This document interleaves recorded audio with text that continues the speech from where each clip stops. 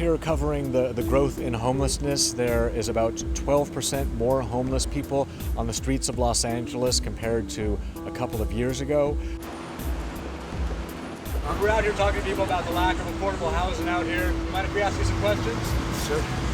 That's Broke Street Island. This is Broke Street Church.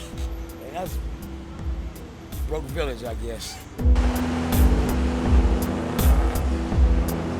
I found some very young people who have been living outside for a couple years. On the other end of the spectrum, I've met a number of older men, and a lot of their situation is economic, that they lost a job during the economic downturn, and they are not nearly as employable anymore when they're 45 to late 50s, and yet they don't yet qualify for Social Security. This is my first time being homeless.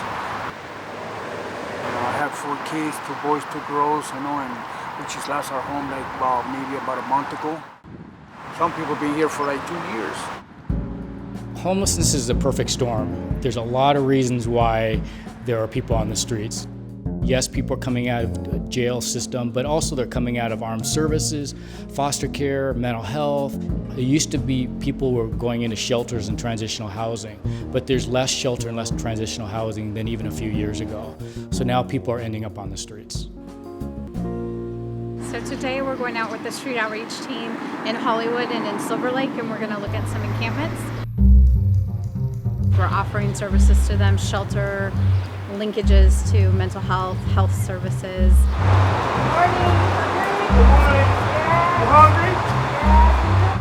We're taking out some lunches today. We'll be handing those out.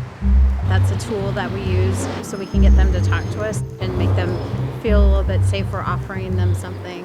How long were you on the street? You look like you're pretty settled here. How long you been? Just a year now? Wow, I've been in this spot for a year and a half.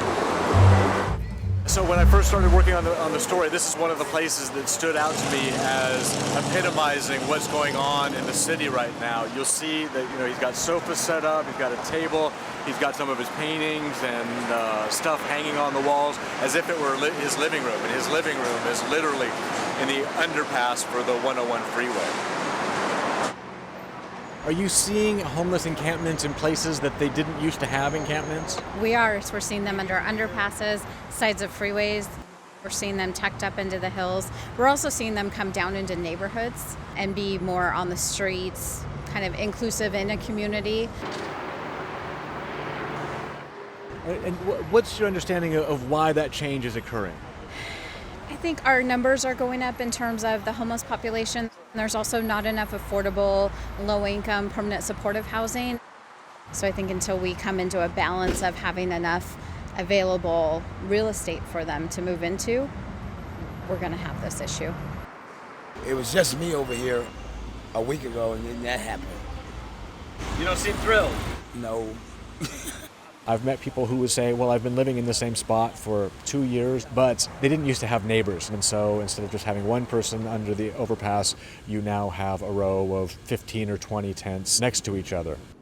A lot of good people on the street, but everybody on the street ain't cool. Until I get to know them, what they're about, the street ain't like that. How you know a neighbor nice to move in, you don't have no housewarming party. He might be moving so I can see what I got. Then when I'm gone, he steal my stuff. I don't know. It's not easy out here. What's it like living out here? For me, it's a blessing. I praise God every day. When people ask me how I'm doing, I'm not in hell, I'm not in jail, I'm not in the hospital. Best shot, baby! And there are some people who would just prefer to be on the streets. There is a subculture that some people like. There are also people who have substance abuse problems, and it's easier to spend your money on drugs instead of housing, and for the time being, some people prefer that.